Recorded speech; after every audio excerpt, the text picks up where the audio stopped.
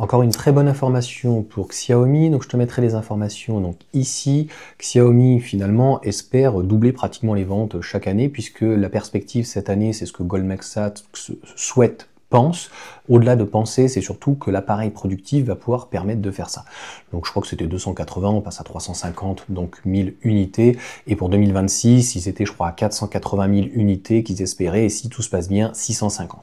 En fait, cette année 300 000, l'année prochaine 600 000 unités, et ça veut dire que les années suivantes 1 million. Alors la grosse force de Xiaomi, c'est que déjà encore une fois, ils gèrent tout, sauf on va dire les batteries. Xiaomi, c'est un petit peu comme Mitsubishi, pour faire simple, donc c'est un gros conglomérat qui fait vraiment de tout, un petit peu comme Apple, sauf que là où Apple a essayé de faire une voiture électrique, Xiaomi a réussi et Apple, non. Donc j'avais parlé plusieurs fois donc, de ces constructeurs chinois, moi je trouve qu'ils sont très prometteurs par rapport à un Xpeng qui est plus isolé. Aujourd'hui tu as BYD qui fait vraiment la totalité, de l'autre côté tu as SAIC qui est un constructeur, alors pas historique, mais il fait quand même des véhicules depuis très longtemps, et puis Geely qui est aussi un très gros constructeur qui fait des véhicules aussi depuis pas mal de temps et qui a énormément de marques, donc c'est des positionnements qui sont différents, et là tu as Xiaomi qui vient complètement de la tech, qui est une sorte de Tesla, qui veut d'ailleurs concurrencer Tesla. Est-ce qu'ils ont les moyens?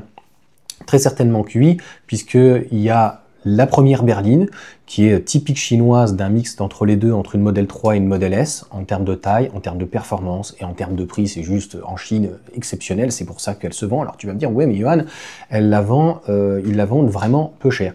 C'était leur objectif, le but c'était vraiment d'arriver avec un produit fini et un prix qui soit donc très agressif pour le moment.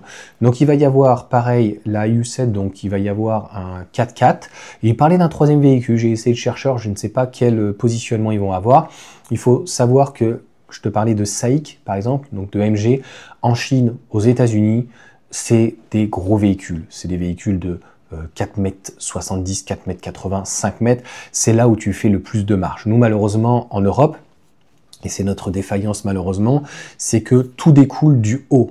Même chez Tesla, et qui sont très chers, les modèles S, les modèles X, finalement, par rapport au rapport qualité-prix, c'est intéressant, mais ça reste quand même cher. C'est pas des véhicules, à mon sens, premium, comme les Allemands peuvent faire, mais bon, les Allemands sont encore une fois beaucoup plus chers. Donc à partir du moment où tu descends en gamme, en fait, ta marge, elle va se réduire. Et à partir du moment où elle se réduit, tu espères que les volumes, ils explosent, pour pouvoir te récupérer, donc non pas sur la marge, mais sur le chiffre d'une manière globale. Donc notamment pour pouvoir faire plus de recherche-développement.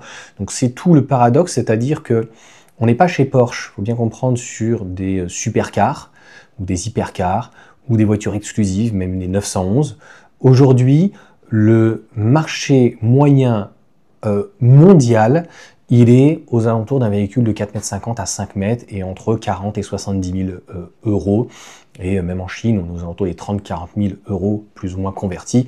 Donc c'est tout à fait cohérent. Et c'est d'ailleurs pour ça que le Macan finalement se vend très bien, c'est un petit peu plus élevé, mais ça répond en fait à une demande, donc typée plutôt SUV ou une berline. Donc en tout cas cette berline est clairement magnifique, je trouve que c'est extrêmement prometteur. Et encore une fois, au-delà d'avoir une image de marque Xiaomi, au-delà de faire vraiment de la tech, et ça plaît beaucoup, voilà, j'ai acheté des répéteurs et donc un système Xiaomi, mais bon, ils font des téléphones, etc., c'est d'avoir des boutiques comme Apple.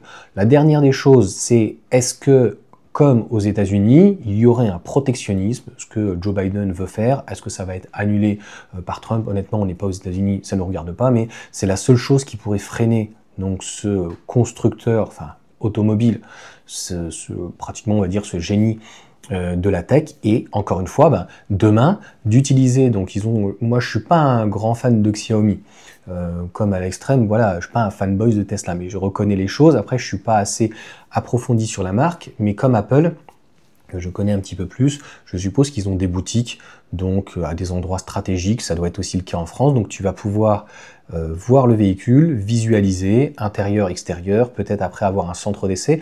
Ça se fait de plus en plus avec un véhicule électrique, d'ailleurs ceux qui disent que le véhicule électrique il explose, etc. En fait, on va pouvoir d'ailleurs avoir un véhicule avec une batterie chargée. Ça posera absolument aucun problème. Il faut savoir qu'un véhicule logiquement d'exposition, notamment dans des supermarchés ou en tout cas dans des galeries marchandes, normalement la norme veut que le réservoir soit vidé ou en tout cas vide. Donc plus, on va dire, contraignant. Donc BYD le fait beaucoup, ça notamment, je l'avais vu donc à Montpellier, où ils sont face aux caisses. Donc ça peut être très intéressant d'avoir le véhicule en showroom, et puis grossièrement en backup, de pouvoir faire un essai donc du véhicule. En tout cas, je trouve que la recette, à mon sens, elle est assez merveilleuse. Le look, tu me diras ce que tu en penses, mais il est magnifique. Le véhicule est performant. Le véhicule a un excellent, surtout en Chine, un excellent rapport qualité-prix. Alors, petit aparté, et la distribution et la notoriété donc du groupe par rapport à la tech.